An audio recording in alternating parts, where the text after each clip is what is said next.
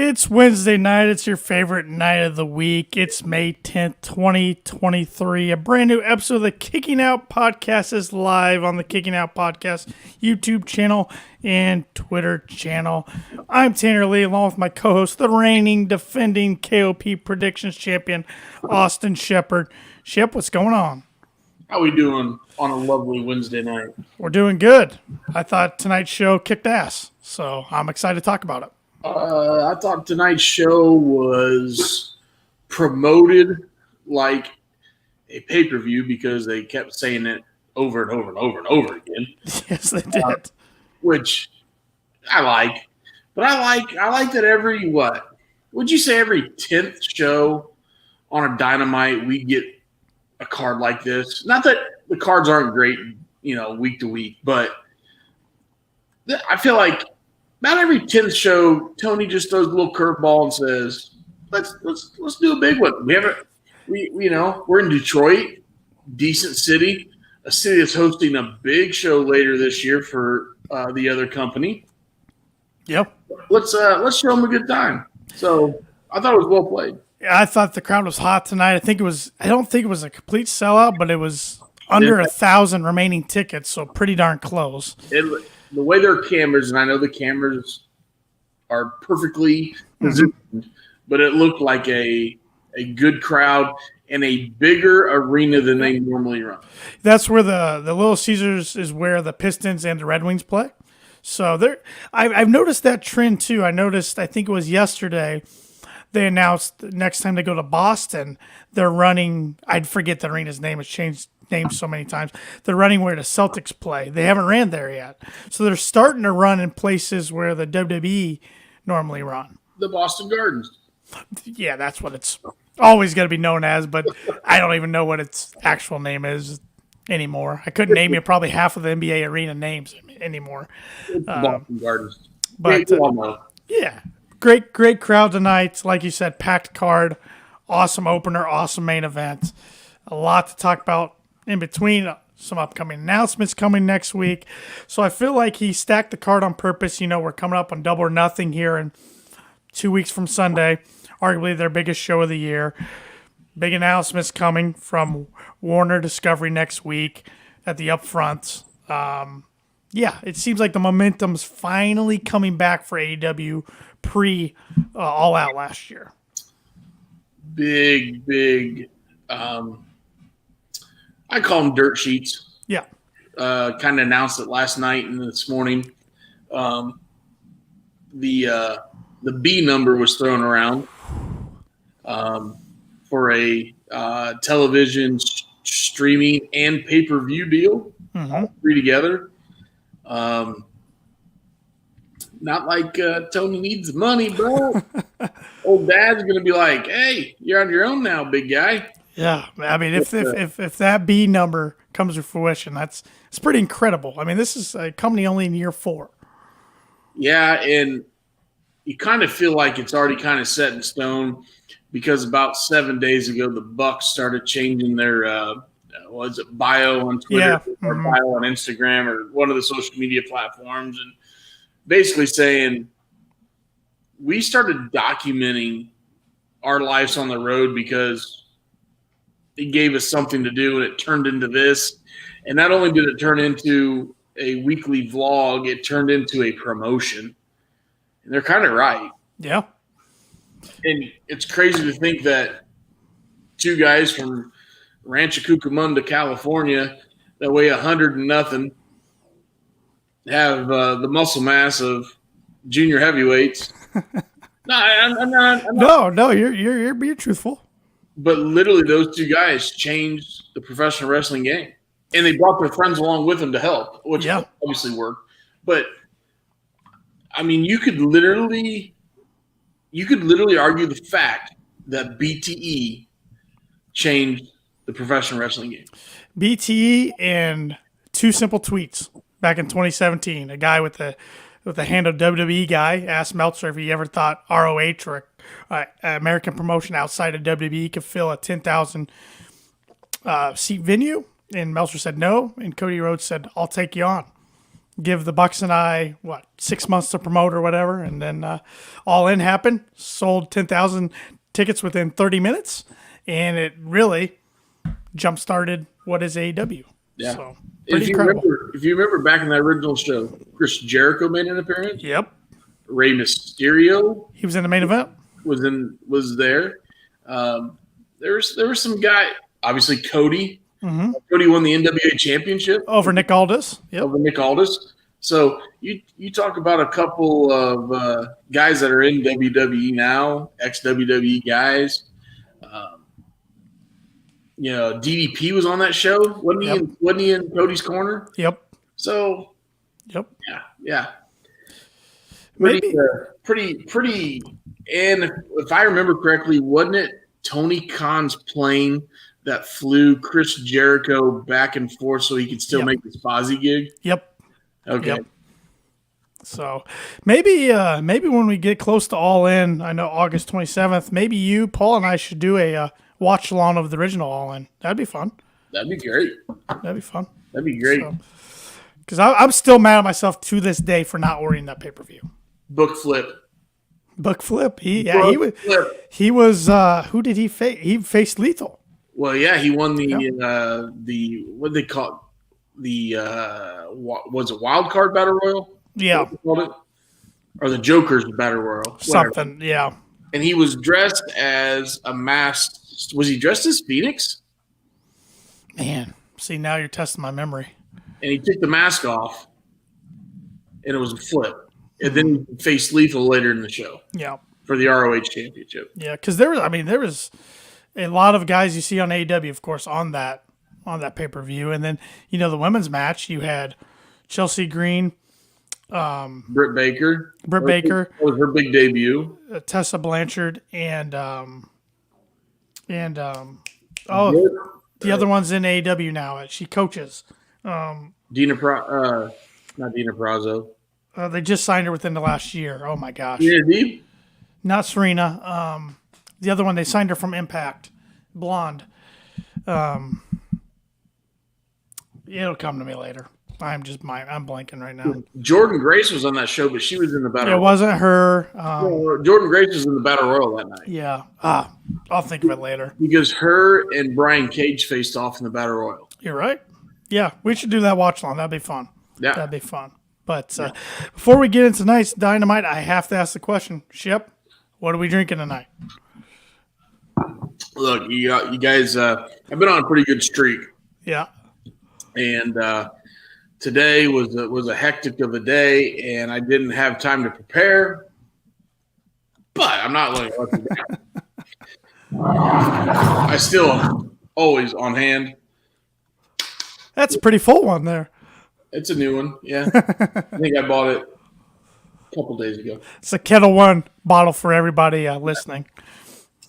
The Ric Flair special little Kettle One. And just because I don't mix it with cranberry, which I think the old Nature Boy does, I stick true to my AEW roots. We mix it with a little bit of the bubbly. A little bit of bubbly. Cherry bubbly, though. Cherry bubbly, yeah. I know Jericho back in the day when he started that, he got a little bubbly sent to him from the fine folks. Now, in my defense, so I don't sound like a mark, I did drink bubbly with my vodka before the little bit of the bubbly. Now, I did mark out when a little bit of the bubbly started showing up on AEW, but before people know, I've been drinking this for a while. You can ask my wife. She gets pissed every time she's going to buy it for me. She says, hey, you're drinking too much, blah, blah, blah, blah. But anyway, yeah, we're back with the old solid, and I got a fresh one here. I got a just so the two white ones. Two Yetis. I got a backup. This is backup. So, I'm stocked here for the duration of the show. Well, I'm boring again this week. Same old Broken Skull IPA. Got to finish them up. So you got to finish them up. Got to finish them up.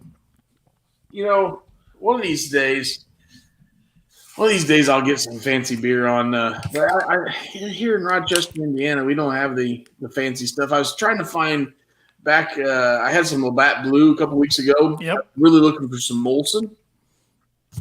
We used to carry it here in Rochester. We don't.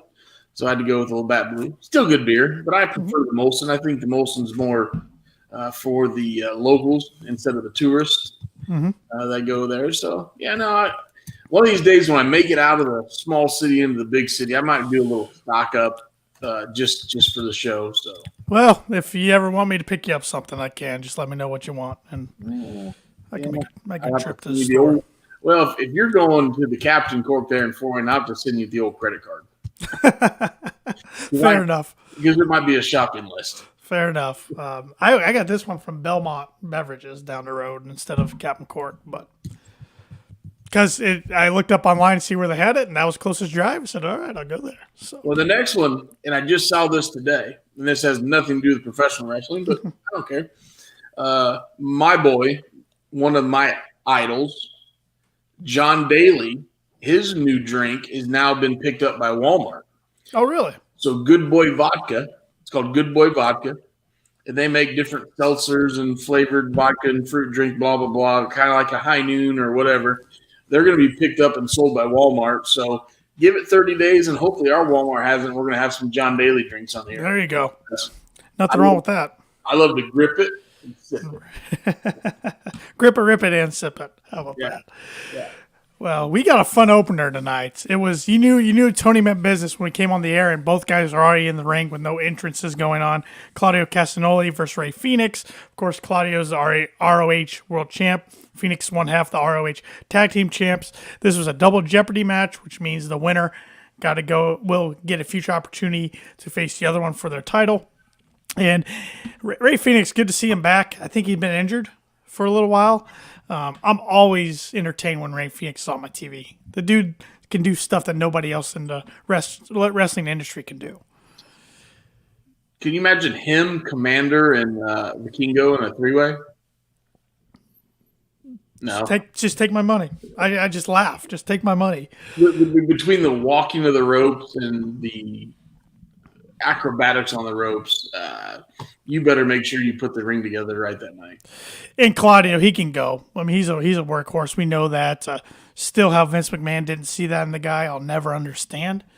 But and I laugh at the people, the WWE fans that will argue on Twitter that he's not being used properly in AEW. Okay, he's used majority on ROH, but he's in one of the top stories in AEW. Vince McMahon was too worried about that mustache he's growing.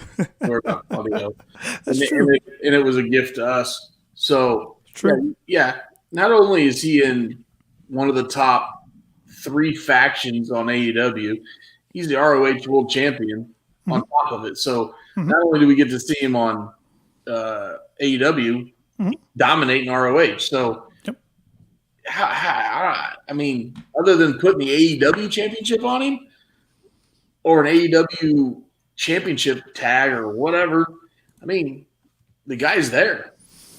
The Broadcast Podcast from Australia, wishing us good evening. Good evening, guys. Hey, Thanks for tuning in. They do a great job on Twitter of helping spread the word of other wrestling podcasts. We all got to be friendly in this wrestling podcast game, so appreciate you tuning in. We all love each other. We had a lot of high flying action, of course, out of Phoenix. We had a lot of just brute uppercuts and chops out of Claudio tonight. A lot of close pinfalls. In the end, we had Phoenix nailed a code red, almost got the win, but Claudio kicked out. Then the two were exchanging strikes. Claudio missed with a wild clothesline, but he bounced back into a super kick. And then Claudio managed to connect with the hammer and then the anvil elbows. That was followed by a Ricola bomb, and that would do it for Phoenix. So Claudio and probably Wheeler get a shot for the ROH tag titles in the future. So I felt like they teased it with Danielson. He would be the bigger draw. I don't know. I don't know. I feel like there was a reason he was watching backstage with Yuta. Yeah. Right? You know, it'd be real fun. They're not going to do it because, well, I'll get into maybe adding a member of this to this stable later, but it'd be fun if this was a way to get Tyler Hero to ROH and recreate the old tag team with him and Claudio. I mean, that was something from right field. But It probably wouldn't happen, but it'd be fun. I mean, I don't know what the guy's doing now. I don't either. We haven't seen him for a long, long time. But I don't think he's podcasting anymore either. I mean, last time I knew, NXT buried him pretty good, and he was gone, right? Mm-hmm. Yeah. But yeah, I would. I mean, he had to go back, and I could be wrong. Didn't Claudio and him perform together and Evolve back in the day? Yeah, I'm gonna look it up. What their name was? I mean, I knew Hero was big in Evolve, and Gabe Spolsky back in the day, but I could feel like him and Claudio spilled into Evolve together too. I don't know why I can't remember their tag team name. It's Chris Hero. I said Tyler Hero. I'm thinking of the NBA player. Yeah, Chris Hero. I don't know. I just caught myself. Why did I say Tyler Hero? It was Kings of Wrestling was their name. Yeah. Yep. And, yeah, they were in CZW together. And I feel like he just got completely shit on in NXT. Oh, he did. Big time. Yeah. They brought him back in NXT and then just let him get buried. Big time. So. We then went backstage and Excalibur saying this can't be happening or something backstage. So we went backstage and the camera pans and Miro appears to a huge pop by the crowd. I didn't see that coming. I don't think anybody saw that coming. He ignored Renee, who was trying to ask him questions, and goes right into Tony's office. I saw some stuff on Twitter, and again, it's all conspiracy theories and stuff. But you know who showed up in Puerto Rico this past weekend? Yeah, Carlito and well, no. CJ Perry, aka Lana. Oh, I did not see that. She was all over a bunch of the WWE Women's Superstars social media feed. She was there, and then they actually showed her a picture. She was sitting like 3 rows deep for the pay-per-view. So it's weird. Like a lot of people said, well, it's weird. All of a sudden, Lana gets some TV time, and all of a sudden, Tony brings back Miro tonight. Yeah, That's no fetch, but it's kind of a weird coincidence. Well, he and then we'll get into it later, but he's not the only returning talent that showed up on TV tonight. So I just think it's the timing with the new announcement of the new show coming and everything. It's maybe he and Miro finally agreed on some creative, because that sounds like the issue that was holding Miro off TV was differences in creative. So we then got an MJF pre-tape claiming the Pillars were like the Beatles, claiming he is Paul McCartney because he's the best and will have the longevity. He's begging them to accomplish what he has. Good stuff from MJF, like always on pre-tapes. It was. Who did he call Paul? He called himself Paul McCartney. He's called himself Paul McCartney, and all of a sudden, but I almost thought he called, when I think of Paul, I think of Paul Levesque. Like, I think of Trips. Yeah. So I'm thinking, wait a minute, are you comparing yourself to Triple H? Like a little bit of a dig there? I wouldn't put it past him. But then again, you're referencing the Beatles. But yeah, Paul McCartney's the main guy. I mean, he's the one still going today. So then we got your boys FTR hit the ring. 2 big FTR pops, and Chance and Dax was wearing a crazy FTR shirt tonight. He loves his T-shirts, his sweatpants, and Yeezys. And they said they needed their best friend Mark Briscoe to come out. They owed an apology, but instead they got Jeff Jarrett and the whole group, Sanjay Dutt, Satnam Singh, Jay Lethal. Sanjay says FTR has one job today, which is accept their challenge. Dex Harwood says he will accept it if they admit to using Mark to get to them. Sanjay says they're not using him, they're friends. Mark Briscoe comes out to a big pop. He tells them all to relax. It's become apparent to them that they have a hard time controlling their emotions. He spoke to Tony Khan. He has some news at Double or Nothing. Tag team title match is happening, and Mark's going to be the special guest referee as they need someone to keep the peace. He then passes around some cups and pours some tequila in it. I think it was tequila. Yeah, it was tequila. At first, it looked like a bottle of Tito's vodka. Yes, it did. But I think it was, if I look at the label right, it was Casamigos, which is George Clooney's tequila, which is And if you ask Dax, that's some shit tequila. But Dax, did you see what he did? When they were giving the pour, he took the bottle and poured himself even more. Well, Dax likes the 2-finger pour, if you remember correctly. Yeah. Listen to Dax, one shot, but he likes the 2-finger pour, so getting a little extra. Before they could drink any, Sanjay takes a big pull from the bottle, spits it in Dak's face, blinds him. This leads to a scuffle. Mark's trying to break it up. Jarrett pushes Mark into Dax, who can't see, so he just out of reaction nails Mark with a pile driver, and then that really caused commotion. So I like that. Didn't see it coming. Love it for the story. Yeah. I'm sorry, with all the talent we have in AEW, I don't know if I want to see FTR versus Jeff Jarrett. Not saying anything against Lethal. You put the right guy with Lethal, and I know Jeff Jarrett's, and I've praised him. Yes, you have. This run he's had since the Ric Flair last match thing, right? Yes. Because we saw him there, and then after that, we saw him on AEW television. And he can go. Okay, at 50, whatever, 4 or 5 years old, we've talked. 55, yep. Yeah, we've talked about it. I just don't know if okay, if you need a tag match for this upcoming pay-per-view, yeah, you can pull this off, and you're going to get some heartstrings having a Briscoe involved. But after that, I mean, you better get them online with the Bucks after the Bucks got to be next. You still got the Ass Boys. You still got the Acclaimed. Dax Harwood, he teased he wants to do something with Motor City Machine Guns. They're in Detroit tonight. Aussie Open keeps popping up. Aussie Open still doing well. I mean, you got the Lucha Bros, ROH tag champs. Yeah. So again, yeah, I understand what you're saying. A makeshift tag team with Lethal and Jarrett, and maybe it's just because I don't give a rat's about Saddam Singh and Sanjay Dutt. I think tonight sounded like absolute baloney on the mic. He rushed it. He didn't let the crowd calm down. He mumbled. He stumbled. He tried to go fast. Like, no. You sounded awful tonight, dude. Of all the experience you've had in your day, come on. Yeah. So. No, I agree with your points. I guess I mean we all knew this match was coming at Double or Nothing. So with that said, I like the wrinkle in the story they put here.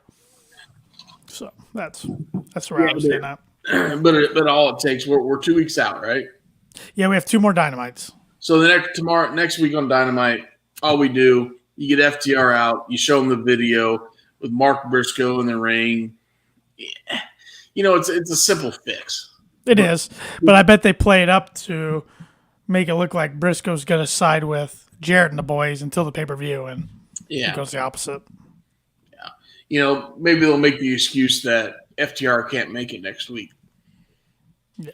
You know, they can't defend themselves. Yeah. I don't know. Yeah. Then we see Renee back. Renee was backstage a lot tonight, but she's good at her job. Which it is disappointing to hear that the Oral Sessions is probably coming to an end. She couldn't agree to a renewal with the company that produces it. So, yeah. Well, they had some pretty big sponsors, too. Yeah, they did. So, Jericho's backstage. Renee asks him why people are so happy Adam Cole got the best of him with an unprovoked attack. And he said Cole created an unsafe working environment, so he got a court order that says if he's in the building, Cole is banned. Roderick Strong then turns up, says the one thing Cole isn't is a coward, but he's not banned. So he challenges Jericho to a false count anywhere match. Jericho tells him that he will knock Strong's teeth down his throat, and next week he will have the match. Strong also got legal consent, and JAS is banned. So next week it's Jericho versus Roderick Strong, 1-on-1, false count anywhere. JAS, Adam Cole banned. Has those two ever worked together? I don't think so. I don't know when they would have. I mean, obviously there's an age gap, but I mean, Roger Strong was ROH when Chris was in WWE. Then Roger got into NXT. Yeah, But and I'm sure. I think Roger Strong works for New Japan too. he might have. I don't think they've ever. Yeah, so this literally might be a first timer, which I love those. So kind of excited about this one. Yeah, Chris better be ready to bring it because Roderick lays it in. He makes his moves look real. So He does. then backstage, we see Thunder Rosa say it's time to talk to Tony Khan. She goes in his office. First time we've seen Thunder on TV besides All Access in quite a while. So maybe her medical issues have cleared and maybe she's ready to go. Which, I know a lot of people don't like her. A lot of people do like her. She does add an element to the women's division. So She does. I thought they painted a pretty poor picture of her after the first AEW All Access with Britt and the girls, talking about how she can make autograph signings, but she can't make town to town. Insinuated the real life heat between her and Britt. But I listened to Busted Open quite a bit, and she's been on there pretty regularly. I think she's a Friday regular, isn't she? Yeah. Her and Lou Greco started, probably 2 years, 3 years. That feud, ago. yeah. That feud, and so listening to her on there, you kind of get a different side of her. But yeah, seeing her show up, I think it's actually a perfect time because you're going to have her feud with Britt. Britt's a face right now. Yeah. Right? Okay?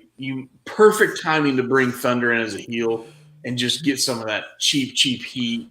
Talk about how, Britt's been working and she's been laying on her couch, resting, doing radio shows and podcasts and, still getting a paycheck from Tony Khan. Like she could really soak that up.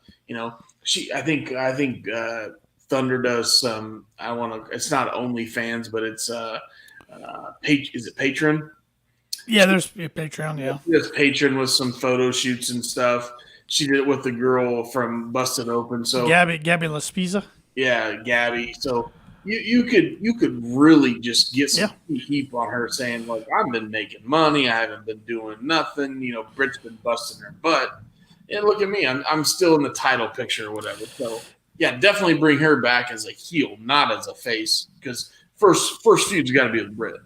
Either with Britt, or if you don't go there, you could throw her in as a heel into storyline with Jamie Hayter for the title. Yeah, you could, but because she never did lose the title, she had to give it up. Yeah, there's too many things in line for that, though. I think you got to bring her in as this out. This is a complete don't.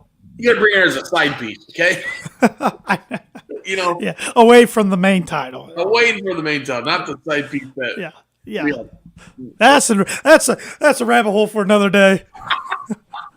No, you got to bring her in like it's involved in the main event scene, but yet it's not. Yeah. Because Britt's involved, but not. So you got to bring her in there. Well, and I like what Britt said on the All Access. I don't know if you caught this or not, which tonight's season finale. I'm looking forward to watching that later tomorrow. But I like what she said, that she didn't want to be in the title picture within the next 5 years. I'm sure she will be, but I kind of like that. Yeah, I saw that. Actually, I have it on the TV right here. There's obviously no volume, and it's all Adam Cole and Britt Baker based for the finale tonight. So yeah. I mean, you think she's trying to get a little rub because Cody said, I'll never challenge for the title ever again. Which was a huge mistake. Looking back on it. That's another rabbit hole. Oh, yeah. We could do a whole podcast on what went wrong with his running. Actually, I think I'm going to make a suggestion next week. And we can do it this week, too. I got nothing going. I got a full battery on the I feel like we need to have a Cody segment every week. I like it. Update what's going on. I like it. Like after Backlash, and this is, I know we're talking middle AEW, now we're talking Cody. After he goes over Brock on Saturday or Sunday night, whatever night it was, and then Brock comes back Monday, and the way his face looked, like so far they have played this as best as they can. I'm still pissed he didn't go over at WrestleMania because they had the chance, they had it there, they could have grasped it, but so far they have not fumbled Cody yet. Right. And going into this show, I think I text you and Paul, they fumbled him by putting him as basically the favorite for this new world championship. But Brock showed up and cost him the match. And the way Brock, the staples in his he looked like Frankenstein. Yeah, the staples in his forehead and the black eye. And, Brock's not the best on the mic, but he's like, he got his point across. So we get Cody to go over Brock one more time, and then that should elevate him into SummerSlam. Yep. So this was a smart way to get him out of this so-called new title picture back to the title we all want him. We as in AEW fans, want him to have. Right. And I did like how they had Seth Rollins match first, and when Cody's going up the ramp, Seth Rollins comes out and they did the stare down because there's still some bitterness between those two. I like that too. Yeah. I thought they did it really well. Besides that, Monday was a shit show like always. Other than that, Monday sucked. Yeah, it was pretty bad. Although I love and I think I texted you and Paul this, Cody gave a shout out to the Jacksonville crowd, like, hey, you guys were my home during the pandemic. Yep. Because that's where Daly's place is at, and that's where they lived for what a year? I think they're basically there for a year at Daly's place. So he pretty much acknowledged it without saying AEW. He said, you guys were there for me in the pandemic. We had a lot of good times. Gonna create another good time tonight. Which, he had to have that cleared to say. So, good on them for letting it go. Sitting in Gorilla, thank you for the open mindedness. Yep. Back to AEW tonight. Then we got the International Championship match, Orange Cassidy and Daniel Garcia. Gotta admit, I wasn't too excited about this match going in. I thought it delivered big time. I thought Daniel Garcia was really, really good tonight. I thought it was a great match. But you know what? Daniel Garcia could have been my wrestler of the night if he got rid of them stupid dance moves. Well, all of a sudden, does he think he's Disco Inferno? God, and that's somebody you don't want to be ever compared to nowadays. No, well, I'm comparing him right now. Because Daddy Magic and Cool and Luke are way better than Disco Inferno. Yes. And then all of a sudden you have these guys walking on stage and you make these type of dance moves, and then he made them in the ring. Like, dude. Next. I do like what I like about Orange's ring, which I think this was his 22nd defense, by the way. 21st or second? I think last week was 21st. I think this was 22nd. He's winning a lot of these matches by the mousetrap pin because with the story they're telling, his hand's still pretty messed up, so he can't hit the orange punch like he normally can with the force. And you can tell it's taking a wear on him. He's barely survived. Like every week it's taking more and more. So I like the story because we know it's coming. We know he's going to slip up soon, but I like the story they're telling here because they're not making him look weak, but they're making him look tired. And they focus on the hand every week. There were couple stomps that Garcia made to the hand that I thought were really good, and the camera angle was perfect on that. They had a little mix up on the first Slumdog Millionaire. It was a little botch. Other than that, I thought the match delivered. I thought they gave him the perfect amount of time. It was just enough amount of time. I think we only had one commercial break in the match, right? Sounds about right. And we only had one, so which we can deal with. But yeah, I thought it was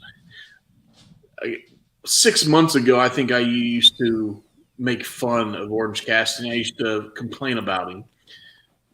The more and more I see of stuff like this, the more and more I'm a fan of him and enjoy his work.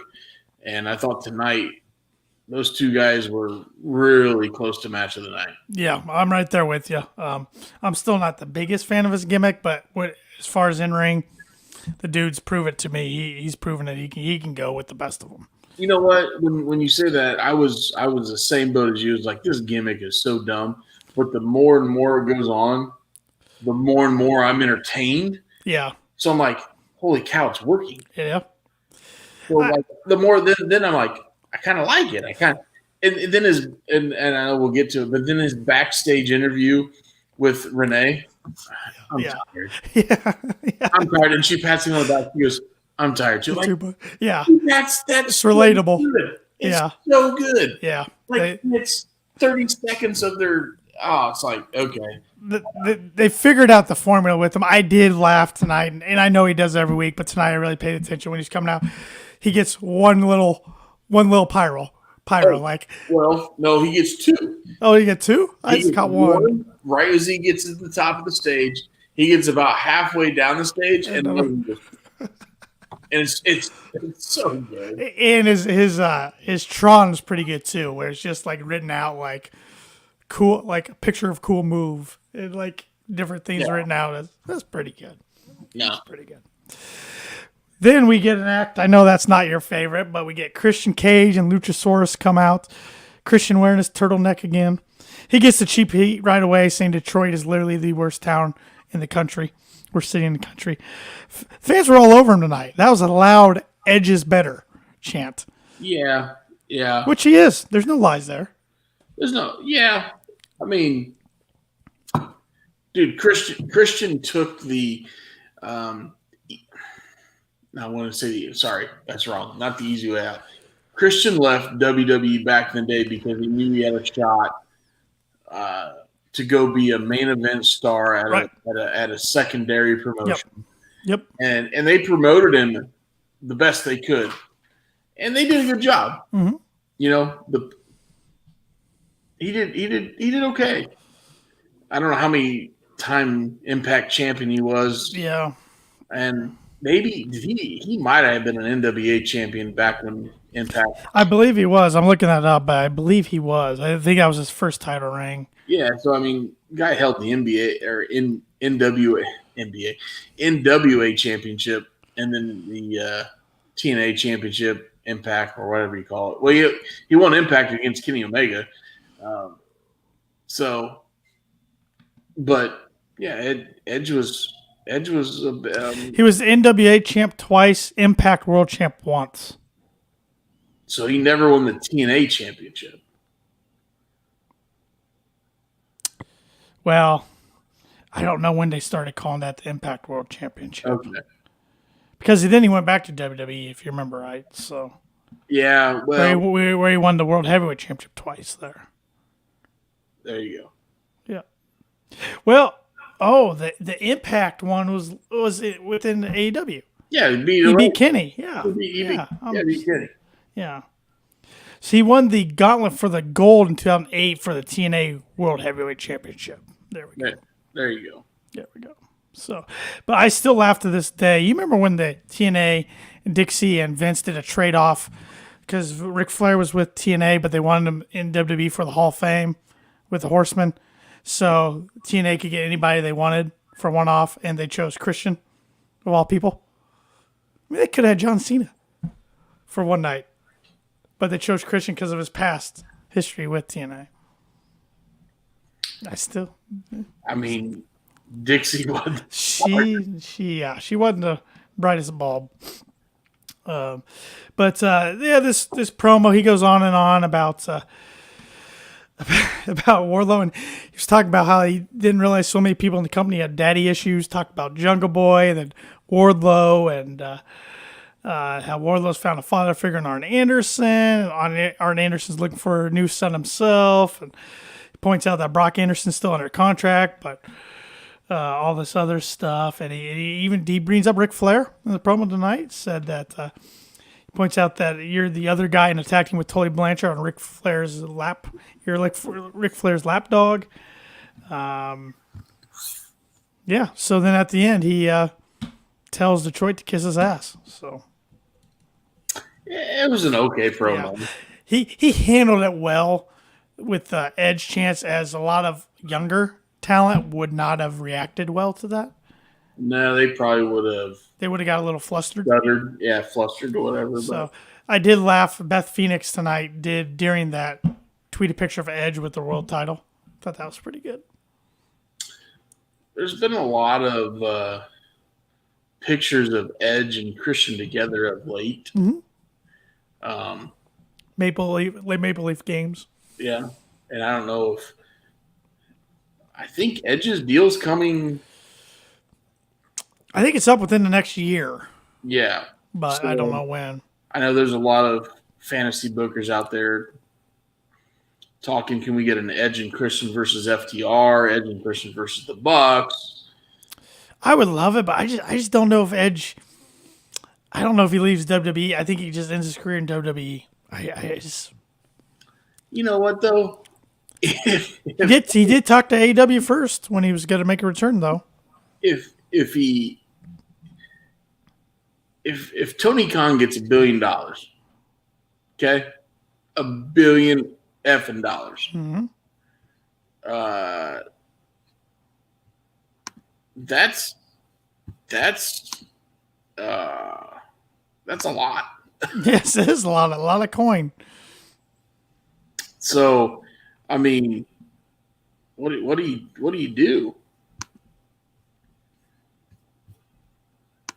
I mean, I guess you try, but we lost Shep. But I'll keep going. I mean, he could try. He can throw money at Edge, but I just think Edge with his story, being a Hall of Famer in WWE and coming back from his neck injury, I mean, they've used him pretty well. They've put him in main events. I mean, he won the Royal Rumble in 2021, and then he lost in that triple threat with Daniel Bryan and Roman Reigns at WrestleMania. So it would surprise me, but in the world of wrestling, never say never. Sorry, You're good. A little technical difficulty. You're good. That happens to the best of us. I was saying, if you got Tony Khan, you get $1 billion, you pay Edge whatever it takes to make him make a 10 fight deal with him. You know, to let him, ride off in the sunset. He's already a Hall of Famer, right? You don't have to worry about that. So, yeah, you never know. Never say never. Yeah. Never say never. We then see a video package for Darby Allin. He says he does crazy things as it makes him show he is capable of so much more. He wants to give back to AEW as much as is given to him. That's why he wants to become world champion. I thought these pillar segments were really good tonight. Easy, pre-tapes, adds more to each person's character. I thought they were good. I think it showed their background more of why they are a pillar, before they came to AEW. Than their actual work in AEW, which is great. I mean, there's a reason. I mean, yeah, we know Tony Khan started this company with guys like the Bucks, Omega, Jericho, Cody. Mm-hmm. But if you look at it, I mean, some of the first guys he brought in were MJF, Sammy Guevara, Jungle Boy. Yep. Darby was late, but yep. And Darby had a little bit of Stanford staff to him because Darby performed a lot in Evolve. Yep. So obviously, if he's performing in Evolve back in the day, and his big rival was Ethan Page, right? Mm-hmm. Mm-hmm. Obviously, the Stanford eyes were on him, but I'm guessing they passed on him because of his size and build. They would have stuck him in 205 Live. Yeah. Remember that Cruiserweight show that Neville Pack was on? So speaking of another name we haven't seen in a while. Yeah. And Neville had ear surgery. He's getting pushed back. I've stayed away from that one. We then got the low. If you listen and you hate me, and I'm making fun of your side. We got the lone women's match of the night, but I enjoyed this match. It's been a good story they've told over Dynamites, Rampage, all that. Anna Jay versus Julia Hart, no holds barred match. These two used to be pretty tight. Back in the day, we'd see them appear on BT and different things. Back when Julia was a cheerleader before she got. Cheerleader for the Varsity Blondes before she got misted and turned into the witch of the House of Black.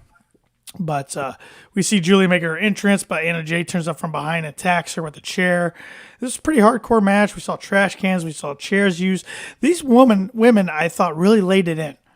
They looked like some painful moments tonight in this They match. did, and I was worried towards the end because there was two pinfalls that A little sloppy. she didn't kick out. Right. I mean, her legs moved, but her shoulders did not move. In that, A, like you said, was sloppy, or B, was she really hurt? Yeah. And both these girls have had injury problems in the past, especially Anna Jay. But I was surprised by this result. The end result saw Julia Hart making Anna Jay tap out, so she went 2-0 in this feud. I thought they'd have Anna Jay win to get a 1-1, but Julie's getting pushed right now for somebody who doesn't wrestle that much.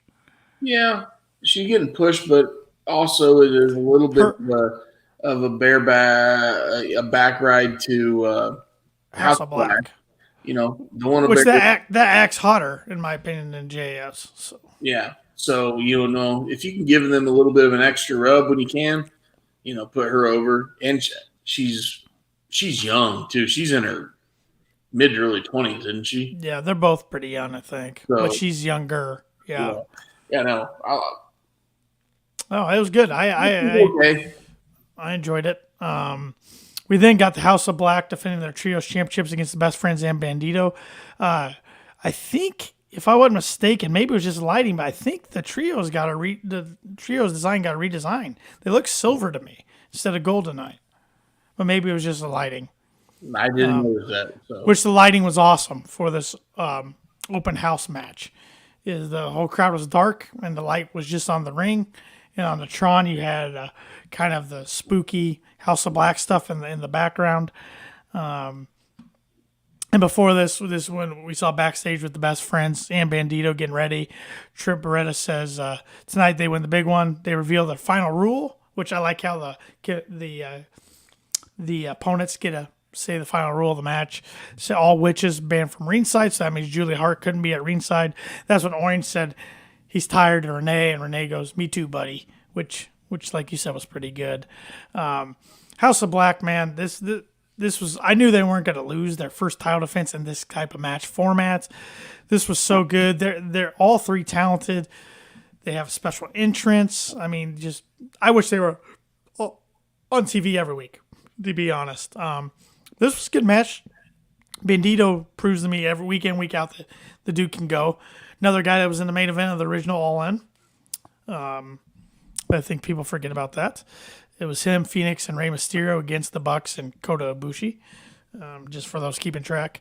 But good match here in the end. House of Black do win as Brody Keane hits Dante's Inferno to retain. So I wonder at Double or Nothing if we're going to get the open house rules against the Acclaimed in Daddy S. I think that's what it's leaning towards. But we saw no Acclaim tonight, so no. But I think they might be on Rampage. I don't know. Rampage was so loaded and Excalibur went through so fast I couldn't keep up with what's all on the card. I know it's a special start time, 10 o'clock Saturday night, but and it's not live, so it's going to be recorded tonight. We'll see spoilers in the morning. Well, it looks like Rampage going forward is going to be more of the developmental show, kind of like what Sunday Night Heat was to in WWF at the time. Yeah. We then did see Orange Cassidy laid out backstage, and he got laid out by Kyle Fletcher of Aussie Open. They're going to fight Friday night or Saturday night at Rampage. He knew somebody was going to attack him because they went backstage twice and showed him looking at the TV screen. So I was like, something's going to happen here. But I'm glad they said who it was because I did not recognize Kyle Fletcher at first. I knew it was one of the Aussie Open guys because he was holding 2 titles, but technically 3 with Orange's title in his right hand. But yeah, no, I think those guys are thoroughly entertaining. Yep. Love that they come over here from New Japan. So, yeah. Well, and we got Forbidden Door coming up next month. I feel like everybody's forgetting about that pay-per-view. So we're going to start seeing more and more New Japan guys pop up. Right. And, the biggest one we're going to see from New Japan which I think will get a rematch, is Ospreay and Omega. Yeah. So, We then got a video package for Jungle Boy Jack Perry. He was the fourth and last video package. I forgot to mention Sammy Guevara's earlier. He was the second one after MJF. But like I said, all the video packages were really good for the Pillars tonight. Then we got to the main event. I mean, this was a pay-per-view worthy main event. One of the bigger main events in Dynamite history. John Moxley, Kenny Omega, one of the better rivalries, if not the best rivalry since the start of AEW. I mean, these guys squared off on the very first Dynamite that night. The very first show, Double or Nothing, 2019. But this was in a steel cage. Before things got underway, though, we saw Claudio and Wheeler attacking Omega because Danielson was on the commentary. Young Bucks came out to even the sides out. Got a lot of brawling till finally security got involved. Finally, Kenny and John get into the cage, and Omega gets the best of the situation and then throws a steel chair wrapped in barbed wire into the face of Moxley. Right then, Moxley got color. Knew that was coming. Knew he was going to be the first. And Danielson even said Mox wakes up in the morning bleeding or something along those lines, which was pretty good. Doesn't wake up until he bleeds. There you go. That's exactly what he said. And Danielson was good on the mic, like he usually is on commentary. A lot of good barbed wire chair shots at the backs. Their backs were bleeding tonight. I thought we were getting thumbtacks, but we got broken glass instead, which I don't recall broken glass used much. I remember Nate Gage and Jericho did light tubes and a glass table. And the broken glass was probably a callback to that first Dynamite when Moxley put Kenny through that glass table. Through the glass table back in the VIP. Yep. Good stuff here. A lot of back and forth. I didn't realize until they showed the graphic that Kenny had never lost a singles match on Dynamite. He was like 16-0-1. So towards the end of the match, it looked like Kenny was going to get the win. He hit another V-trigger second of the match, and then that broke the cage. And then Moxley threw Omega back in, grabs a screwdriver, but Callis enters the ring, pulls it from him. Omega attacks Moxley from behind, hitting another V-trigger, then a one-wing angel. Omega's got him in the pinfall, got the 1, the 2, but then Callis turns on Kenny, attacks him with the screwdriver.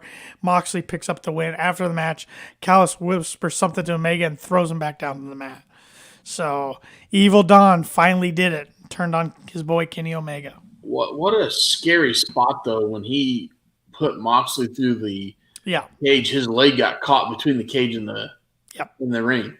I thought he really hurt himself for a second when Doc Sampson came over. Well, I think they saw that and wanted to check on him, and obviously he was fine. Because Kenny was waving over to him, so I'm like, crap. I like that spot, long as he was okay out of it. I don't think he whispered. I felt like at that end of that match, I felt like when he brought him up and talked to him, I felt like he kissed him. He did, I think. He might have said something, yeah. And then he threw him back down. So. Yeah. You kind of saw it coming, but I still like how it was pulled off. I don't. So does Takeshita go with Don?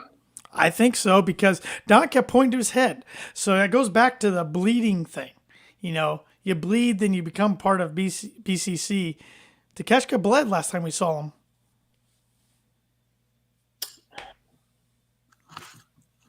Well, we got to pull the trigger and get Hangman back soon, don't we? He's been off TV for about a month, and we're coming up on 2 weeks.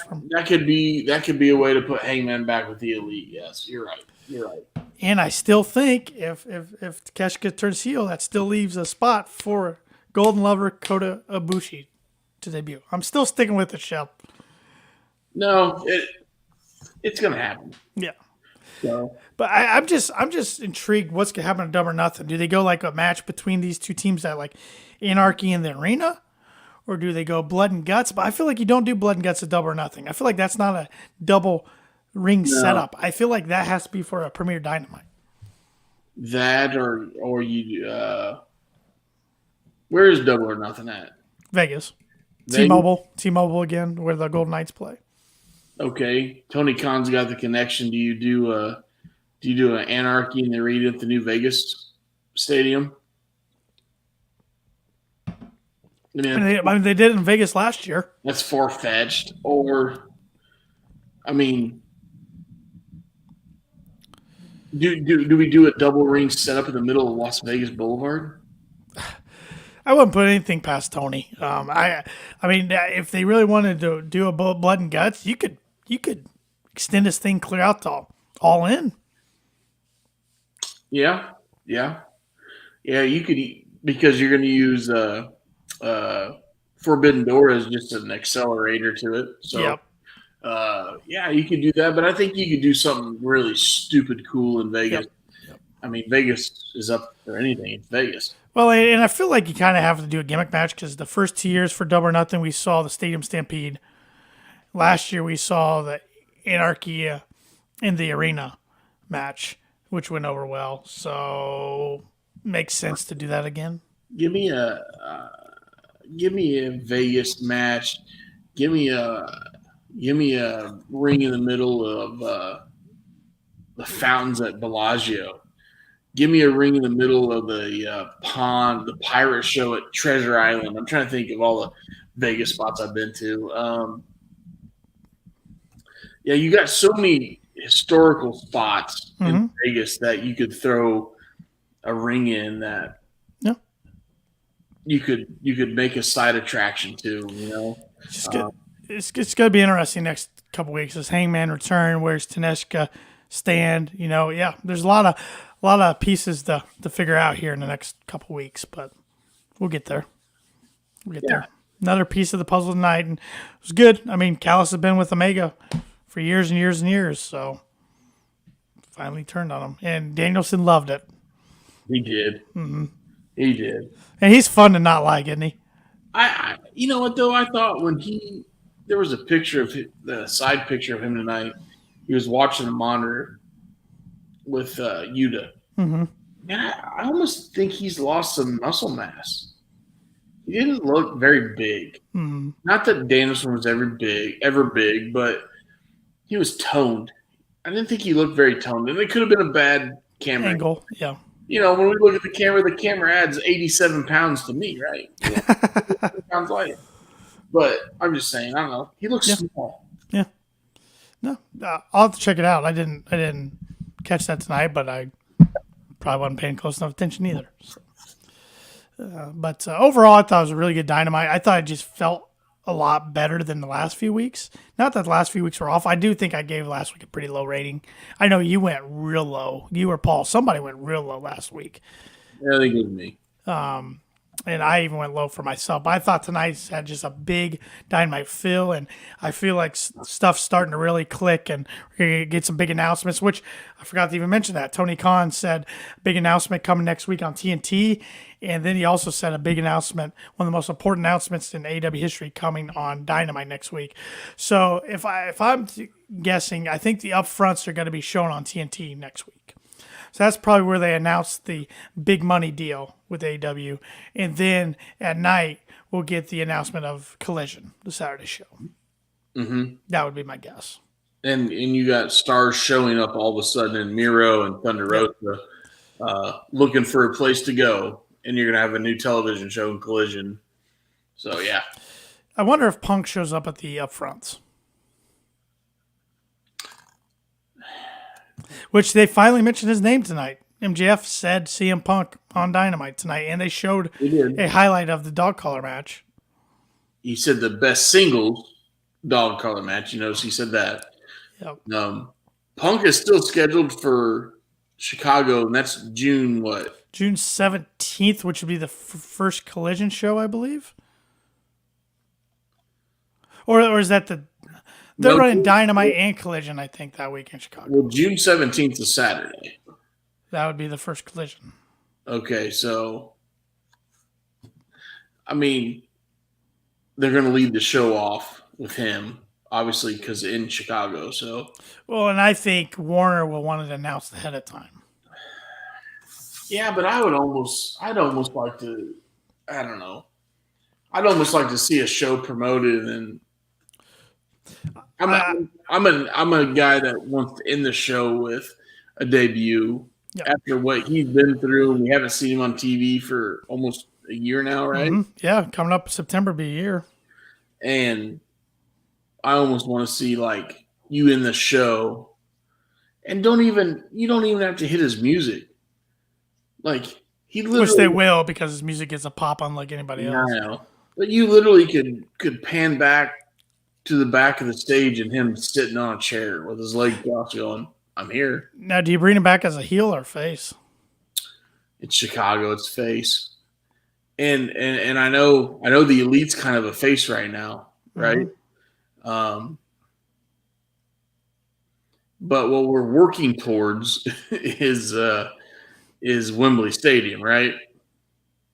We want FTR and Punk versus the elite. We won it, but I threw out that bet last week. I don't think we're getting it. I know, man, but I don't think we're getting it. And there's even anti AEW guys like Jim Cornette are saying you have to do this. Mm-hmm. This makes millions of dollars. Yeah, I'm not disagreeing. And Jim Cornette wouldn't piss on AEW if it was on fire. You're right.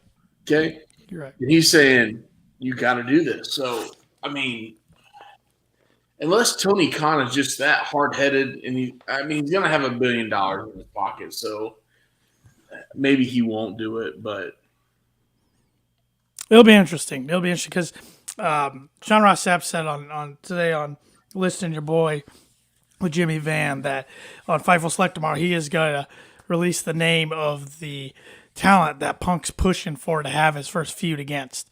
Because some people think it's going to be Jericho, but supposedly Punk's pushing for somebody else. I don't know. I don't know if that's a talent outside AEW that could be coming in or if it's somebody within AEW. I don't even know who to guess. outside of AEW, Will Ospreay. Yeah, I'm thinking inside AEW. I don't even know who to guess. Inside AEW? Yeah, Adam Cole, maybe? It's got to be somebody big, but somebody, of course, that gets along with him. Let's say American Dragon, but yeah, I mean, it's just gonna be interesting because if he debuts in June, that's the week before Forbidden Door. So then he's got to fit into stuff with for Forbidden Door, then All In, then All Out. So who haven't we seen Punk with? I feel like a lot of people.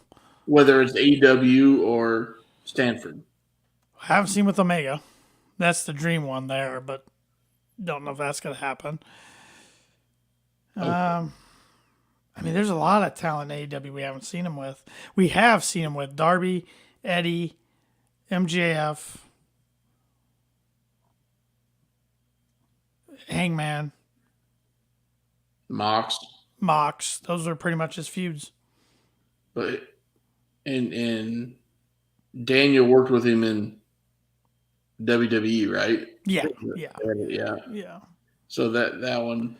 But I think it wasn't like Brian wasn't red hot yet either. No.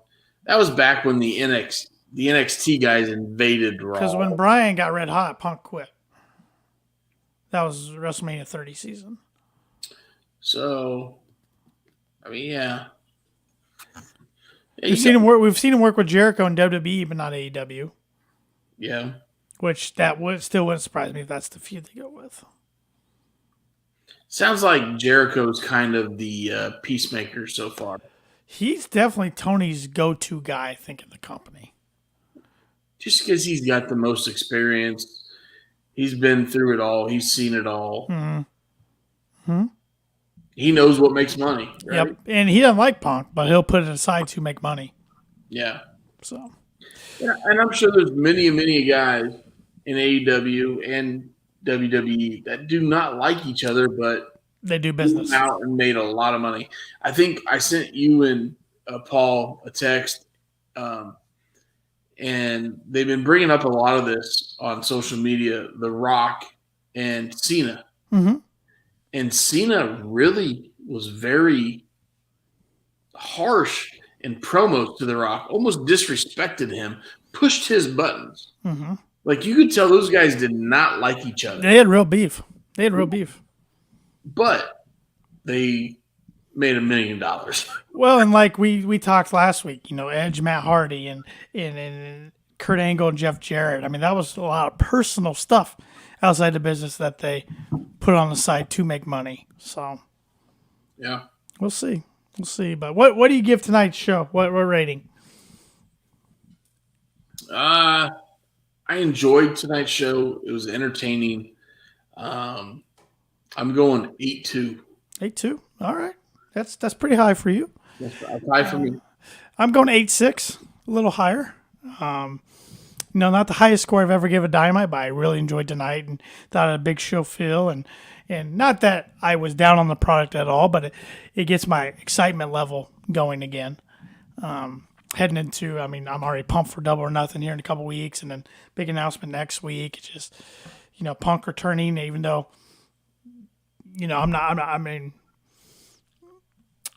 I was one that wasn't sure if CM Punk's worth it, but hey, if Warner wants him back, then you bring him back because he does draw. So yeah, things are clicking and rolling. Who's your wrestler tonight? Don Callis. Don, slimy Don, the virus. Threw everybody a curveball tonight. Mm-hmm. So going with Don.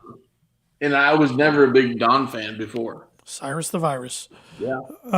Now, I like Cyrus the Virus back in the old ECW. Don was one of the 3 commentators at All In. It was Don, Excalibur, and Rishabani. Yeah. I am going, even in a losing effort, I'm going with Kenny Omega. The guy, he just shows me something every week why he's considered best in the world. I mean, he can wrestle with any style. He can go hardcore like he did tonight. And he made a comment, I think, within the last few weeks that, time's running out on Kenny Omega's in-ring career. I don't know if that time's 2 years, 3 years, but it's, you can see the light at the end of the tunnel. And we got to enjoy it while we can. Because I know I took him for granted. And then when he was out for that whole year, from November 21 to September 22, I missed seeing the guy because you knew you were always going to get a good match with him. Did you notice the first time Mox hit the ropes tonight? I don't. I'm sure. I was watching it, but I don't recall what happened. He had jazz hands. Did he? He did. He hit the ropes like Omega did. And then, obviously, in the match, Omega takes the top rope off. Or, no, I'm sorry. Mox takes the rope off. Fish hook. So, yeah. You didn't see Omega hit the ropes a lot tonight, but I felt like the first time Mox hit the ropes tonight, he had his hands up in the air, and I'm like, okay. The only person that makes fun of him is Cornette, calls him jazz hands and blah, blah, blah. And I listen to a lot of Cornette stuff, and I'm like, I caught on to it, and I'm like, all right, good for you, Mox. And these guys, they don't mind each other. They like doing business with each other. Kenny even said this week he thought Moxley's the MVP of AEW since the start. Yeah. So, yeah. Which I think both these guys are. That's why the rivalry's so good. Their matches are so good. The chemistry's so good. Yeah. No, I thought it was good. Good stuff tonight. One rabbit hole I did want to go down tonight. I was hoping Paul was going to join us tonight, but he let us know he couldn't join the show tonight, but he should be back with us next week, so I'll get his opinion on this rabbit hole next week. But I told you guys this was coming so you could give it some thought. But as big pro wrestling fans like we are, I just wondered what's on your pro wrestling fan bucket list, if anything. Anything. Yeah. Yeah, it could be going to a certain event, a certain venue, meeting a certain talent, whatever.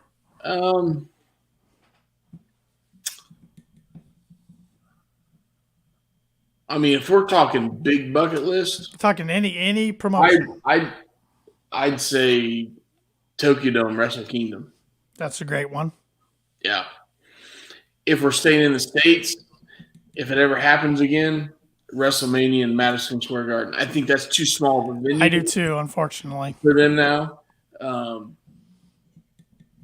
But that'd be great. I guess maybe just seeing a show in Madison Square Garden. I've seen a couple basketball games. I went there for the 2018 Big Ten tournament when it was there.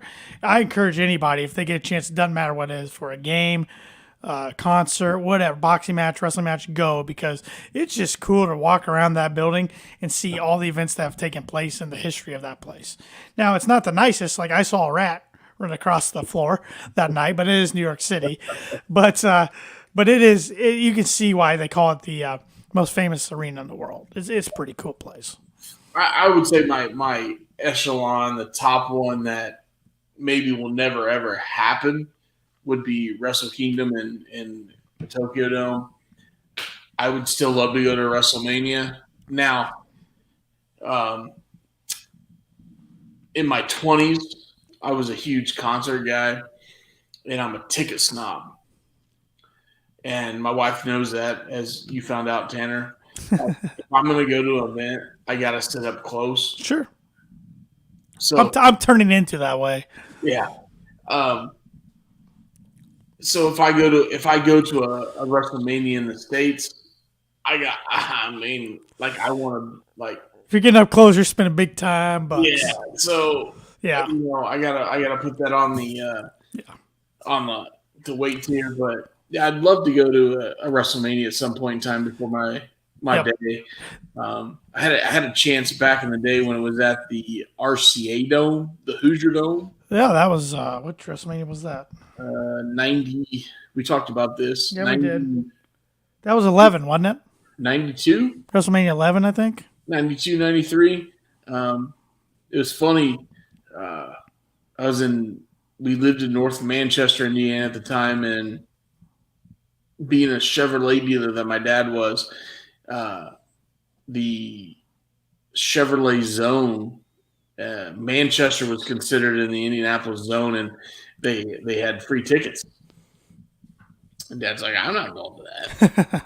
Like, what? Yeah. Hadn't been back since. No, hadn't been back to Indiana since. I thought Lucas Oil would get it after. The reason I say that is Lucas Oil. When they held the Super Bowl, right? Got praised. The city of Indianapolis got praised at how they handled the Super Bowl. So I figured WrestleMania couldn't be too far behind them. But I was wrong. WrestleMania is definitely on my bucket list. And that's one I will probably not be able to get a great seat for. But I'm not the biggest WWE fan, but it's still just I love the event. It's still the event of all. And now it's a 2-night event. I get it, but still it's just such a spectacle. Showcase of the Immortals, as they call it. Yeah. So I want to go to that. I want to go to a Royal Rumble, another WWE event, but I think the Royal Rumble's fun. And that's rumored maybe to be in Indianapolis next year, but I did see Orlando put a bid in for it, and Orlando's typically gets pretty big-time events. If Royal Rumble could be my second favorite WWE event because of the actual Rumble itself. I enjoy it. Those are the two WWE events on my list. At one time, SummerSlam, but that's kind of lost. It's still a big event, but it's kind of lost its luster for me a little bit over the past few years. Back in the 90s, Survivor Series was fun. When it was true Survivor Series, it was fun. I do want to go to AEW pay-per-view eventually. I don't really care which one, but I do want to go to one of those. And I know All Out's not too far from us in Chicago every year, but landing on Labor Day weekend is never a good weekend for me, it seems like. So, but Tokyo Dome was a good one. I didn't think about that one. I don't think I don't think you could ever get me on a plane that long. So, but if for some reason I had a chance to go, I mean, I would love it. I really would enjoy that over there. But man, I don't know. You're gonna have to give me like the new leg take off from LAX. Knock you out with something. You're gonna have to give me one of them Colorado gummy bears, and maybe a shot or two of tequila, and then hopefully that knocks me out of 13 hours of the 15-hour flight or something like that. Mm. So, yeah. I had trouble doing a 6-hour to Hawaii from San Diego, so I don't know if I could times it by 2. I don't know how people do the one to Australia. I have a hard time going Indianapolis to Vegas, and it's 4.5. 4 Yeah. hours. Yeah. And knowing when I get to Vegas, I get to party. Yeah, right. And I like Right. to party. Right. So, But there's a lot of venues I'd like to get to. Another one, I wouldn't mind going up and watching the show in Toronto. Yeah, that'd be fun. Great wrestling town. I mean, just the history there is pretty damn cool. Mm-hmm.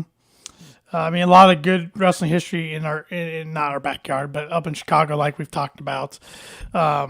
Hammerstein Ballroom would be cool. Ooh. I think. I know it's a crap hole, but the Cow Palace, I think, would be cool.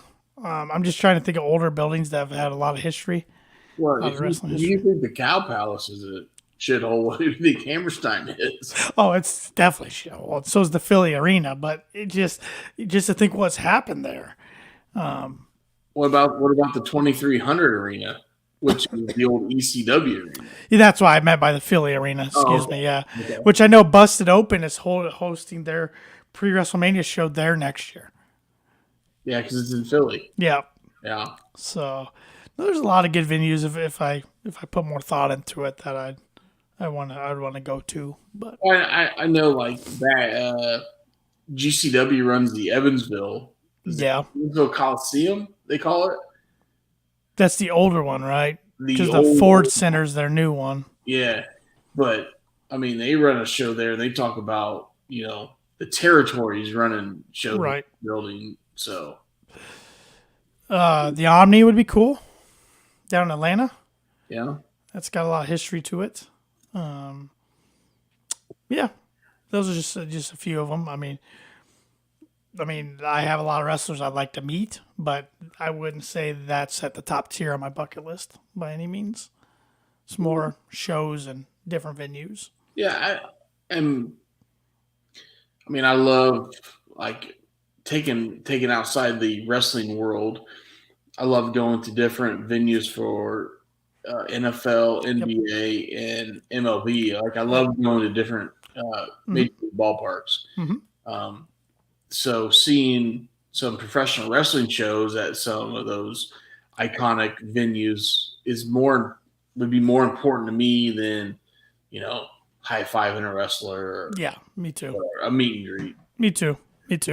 And really now with and nothing wrong with this, but with all the wrestling expos, you can pay a little bit and meet a lot of those guys anymore. It's not like. So I'm sure you read this. What was the last WrestleCon? What was Cornette's beef with Jungle Boy? Said Jungle Boy had a bad attitude. I didn't see anything about that. You didn't see anything about that? Uh-huh. That was a big thing. I know you listen to Cornette. I don't listen to his podcast. So it was actually I read this on Twitter.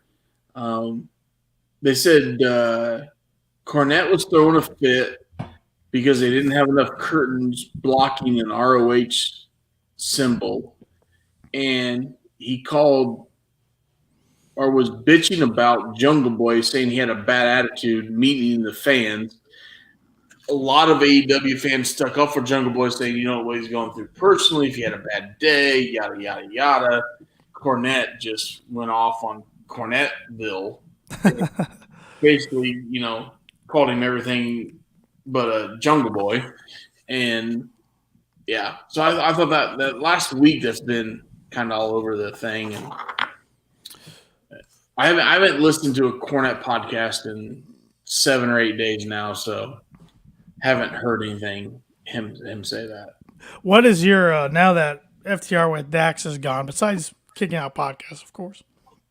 What is your favorite pro wrestling podcast? What's one that you have to listen to every week? Or is there one?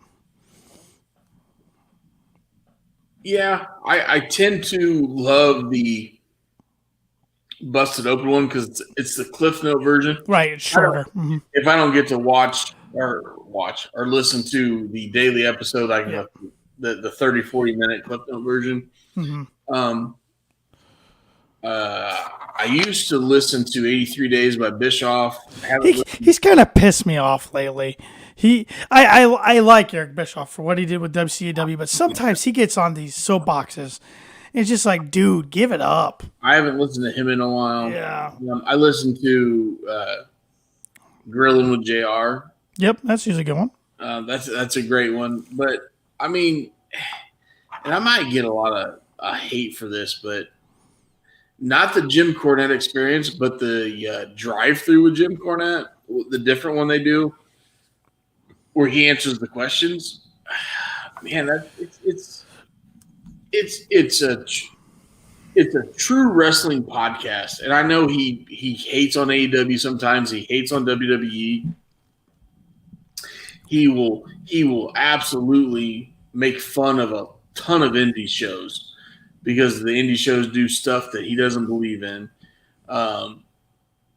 But he gives some awesome insight from the territory days, the Attitude Era, and how he would do it nowadays.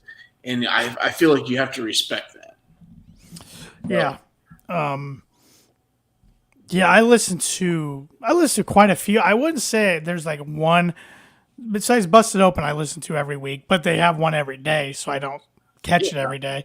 But I do listen to a lot of Conrad's stuff, but I pick and choose my topics. Sometimes I'll listen to 83 Weeks. Sometimes I'll listen to My World, Jeff Jarrett. Sometimes today I was listening to Something Wrestle With from Bruce Pritchard. Which other ones? Grill and JR. What Happened When with Tony Schiavone is usually a pretty good one. What I like is they don't talk about the current day stuff. They talk about the older stuff. A lot of stuff I've watched or am interested in watching or I've heard about. But there's so many good ones out there. Hey, last week we were almost top 100 in America, right? Yeah, we were still, as of today, still ranked top 300 in America. So it's hard. It's hard to do that. So that's an accomplishment for us. And we're still hanging on there in Great Britain and Germany. We've been charted in Germany for over a month. So shout out to any Germany fans watching or listening. Appreciate it. My second favorite country besides America. Now we need to get back on the Canadian list, the Canada list. Third favorite country is Canadian. So Marty McSwirly, you guys love me up there. I love Marty McSwirly. Come on, let's have fun. They might not want to talk hockey right now, Shep. They're about ready to have both their teams out. And yeah, I noticed that. I watched a little bit of SportsCenter today because I'm a big hockey guy. Right? Oh yeah, you are. Yeah, I saw that. It's not looking good for them. But we're going on 30 years since the last Canadian teams won a cup. The 93 Montreal Canadiens. That's pretty crazy when you think about it. And the Maple Leafs, who make the playoffs all the time, they haven't won a cup since 67. So definitely, and they might have got swept tonight. I don't know. That's because some jackalope said that Marty McSorley was only brought in to protect Gretzky. Yeah, you need to bring in Marty McSorley in to run the team. The Maple Leafs did win, so they're down 3-1, so they're still alive. The Oilers are winning 4-0 going in the third. That would tie up the series. So, all right, maybe Canada still has a chance. So, come on, Canada. Any other rabbit holes you want to go down tonight? Because I went down my main one. So. Yeah. And we kind of already talked about the Cody, but I like adding a Cody segment. I like adding the Cody segment. I like that too. What do you think? And I'm sure you read it. The Puerto Rico crowd was stupid good, stupid hot, and I know Puerto Rico paid $1.5 million to have incentivize them to come there. Whatever, right? That's what it is. I mean, Carlito got a 99 Stone Cold Steve Austin reaction. Silvio Vega was right there too. I do wish they wouldn't have showed him earlier in that night. Because I think he would have got even a bigger pop if they didn't, but so they leave Puerto Rico, they go to Jacksonville, and besides the Cody pop, they admitted they had to feed in crowd noise to what we saw on television. They fit into Lesnar's part. Yeah, not needed. No, besides Cody, which Cody gets the stupid pop. Deservedly so. Mm-hmm. And I know we're Cody fans here. Cody Marks, whatever the hell you want to call us. Yep. Look behind me. Yeah. Um, I mean, like, I feel like how could you fumble it so bad? And maybe it was just because Puerto Rico hadn't had a WWE pay per view in how long? You know, they brought in the number. They never get TV even. They Yeah. just do house shows. They brought in the number one musician, Bad Bunny. That dude, every single thing he did, crowd popped for. That guy. And I'm not a big musician guy, rapper guy, but I mean, I guess he's kind of a deal. He's a big deal. He's been number one on Spotify like 3 years running now. And I think my fiance would know a lot better than me, but I think he's dating one of the Kardashians. I think. I couldn't tell you which one, or I would have to check with her, but she's asleep. But she would know. Well, I mean, that's the greatest comeback ever, right? Come on, you're gonna fall for this, aren't you? Bring it on.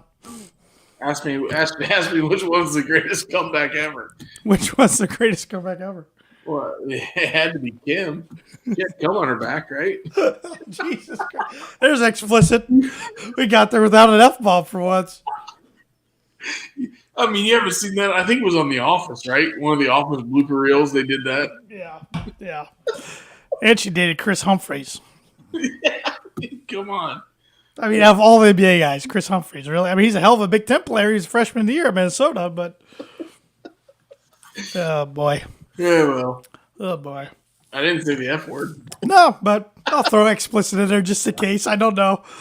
I mean, we I could have went down a rabbit hole about side pieces earlier, but I did say side piece. yes, you did. Yeah, but we were talking about the title picture. We weren't talking about. Yeah, it worked with the title picture. This one, not so much. There's no workaround there. But I wish Paul was involved in that so I could see Paul's reaction face. oh, Paul. Hey, our fan base getting to know Paul as roadkill. So roadkill. Yeah, and that came from a guy that does not know a lot about professional wrestling, right? Yes, it did. But I'm telling you, I mean, we've got comments on social media agreeing with Chris. Okay, so here's the deal. I'm getting Paul a white shirt, black suspenders, and the black top hat. Amish hat. Yeah, we're gonna dress Paul up as roadkill. Yep. So. Yeah, he should be back with us, I think, next week. He was apologetic he had missed tonight, but no big deal. We had it covered. No big deal, Paul. We got a uniform for you next week. Yes, we do. And you know he's going to send us a text because he will listen to this. So that's all right. All right. Any other rabbit holes, any other topics you want to discuss? I don't think we have any other rabbit holes to go down tonight. I can't think of any. What we got? We got Rampage on Saturday night. Saturday at 10. Saturday, so I might tune in. That's got to be because of the NBA playoffs, right? Or NBA or NHL? They're both on TNT. So okay. Yeah, they're playoffs on Friday night. Yeah. Yeah, and then Dynamite next week, and then like I said, we should know more about the big announcements. We will know more about the big announcements come next week because the upfronts are on the 17th. So hopefully AEW gets a big deal. I would love if they start streaming the pay-per-views on Max, which it's going to be known as starting next week, not HBO Max, just Max. Because I mean, they can reach so many more people on that platform. So you think more people are already or will join Max than just paying the $24.95 or $34.95 or it's $50, dude. Was it $50 last one? The AEW pay-per-views are usually $49.99. And that's on Bleacher Report, right? Yeah, and so with Max, you're paying $9.99 or $14.99, I think, if you don't want ads a month. What I got to get rid of something. I know. We have Max because we got it to watch Last of Us. Is that the freaking no? Is that what it's called? Jesus, now I can't remember. It was like kind of like The Walking Dead. It was really good. I don't know, but yeah, that's the only reason we got it. But then I'm like, because my fiance kind of wanted to cancel. I'm like, nope. I think I'm gonna need this for some wrestling stuff in the future. Yeah, it sounds like you're gonna get it. Yeah. Well, and I think it's not a coincidence that they haven't announced how you can watch All In yet. It's on a Sunday in August. Usually they would say pay-per-view, Bleach Report. They haven't announced anything like that. So, Yeah. but it is interesting. Like if this deal comes in place, like the rumors, ROH isn't going to be part of the deal, Yeah, but which is fine. But wouldn't you got to include that with the max because Honor Club is what, $10? yeah, same with as you pay for Max with ads. Yeah, so okay, make Max if you want Honor Club, it's an extra $1 or whatever. Yeah. I think you got to incorporate it all. I think Peacock is a awful platform, but they're losing money too, big time. But there's so much WWE content. You can watch anything you want. So if you're an AEW fan and you get on the Max, you're gonna want to watch ROH. So you got to incorporate it somehow. Yeah. Well, and good on Tony for when Warner Discovery wasn't interested in ROH, he didn't go shopping at another network or anything for it. So I think Tony said, "Yeah, you're not interested. Let me prove to you what I can do." Got a comment from Andy here on YouTube. Said excellent Dynamite. We got to agree. I gave it a 8.6 and Austin gave it an 8.2, and that's high for Austin's ratings. So it's very high for me, Andy. Yep. So had the big Dynamite feel again. And there's just some aspects like the Miro thing and then showing Tony Khan's office. I don't ever remember showing Tony Khan's office before. Now, just little things like that I enjoyed tonight. And I know we'll get it on Rampage, but we did not get any matches for next week, are we, right? Mm-hmm. Roderick Strong and Jericho. Okay, that's the only one. And Ricky Starks and Jay White. Okay, I saw that. Which I was surprised. I thought that was going to be double or nothing. Okay, so we got a couple matches already. You got to give those guys something double or nothing, especially Jay White. He's too big of a talent not to. It was too big of a signing. But won't we have the casino battle royale or ladder match or something? A double or nothing like they usually do. Yeah, Joker's ladder match or something. Yeah, something because MJF won it last year. Yeah, and Brian Cage won it that one year when he snapped the ladder in half. Technically, didn't Stokely Hathaway win it last year and handed it to MJF or something like that? He came out with the devil's mask and went up, which I'm glad you brought that up. That's one more rabbit hole I do want to go down. What did you think of the final deletion, the firm deletion match? It's just totally different, cinematic and everything. It was. I enjoyed it. I thought it was good. It was okay. Stokely was funny. I thought it was hilarious that they included Matt's kids. Yeah, and Maxwell can do a swanton, man. On Stokely. And Rebby, you don't want to fire up Rebby. No, yeah, it was okay. It was good. I don't want to sound like a dick, but it did its point. Yeah, I was entertained. So it did its thing. Rampage did get the lowest viewership ever. Yeah, Friday though. I saw that. Bad time slot, a lot of competition. But I did see the guy who came out with the most praise from the IWC was Big Bill from the match. He ran into a tree. He did. I like how everything was going down. Hook's just like sitting there, looking around. He seemed out of place, but yeah, it's Hook. Look, if I could get behind what's his face? I'm not gonna say his name because I hate it. Big Bill. If you change his name back to what it was and just promote him as the big monster heel, Yeah. he could be good. But as long as you call him that, I want no part of him. I want him on Dark Elevation. Well, that's not happening because those are no more. But throw him on Rampage, I guess. Throw him on Rampage on the third commercial on the second match. You know what? Tell him to go make some popcorn during the main event of Rampage. That's where I want to see him. Okay? All right. Popcorn. Fair enough.